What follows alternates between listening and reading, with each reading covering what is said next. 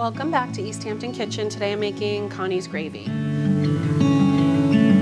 So my mom Connie is the best gravy maker in the whole wide world. What I've done here is taken the giblets and the turkey neck and boiled that with lots of veggies, and then I've deglazed the bottom of the pan that I cooked the turkey in. This stock and liquid is a little bit sweet, so I'm adding a little bit of dry wine. I'm gonna cook the alcohol out of it right now, but it needed a little something to be more balanced in flavor.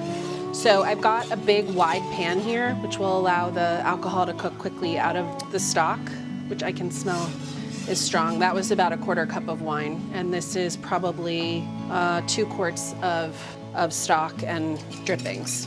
So I have here cornstarch that has been mixed with warm water. It's imperative that you use warm water because you don't want lumps.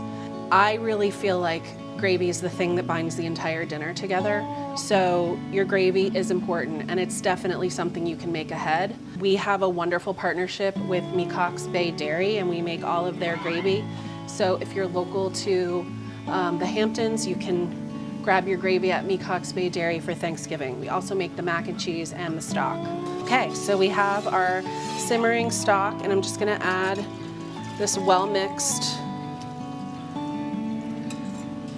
cornstarch and water slurry, and the cornstarch is activated when it's boiled. So as you can see that it's already starting to thicken up, and as soon as it boils completely, the gravy will be ready. So growing up, my mom always hosted, or many times hosted, big giant Thanksgivings. We did not live in a giant house, but everybody fit, and that was wonderful.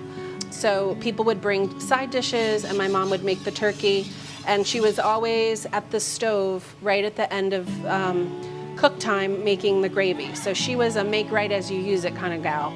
I do think it's something you can make ahead.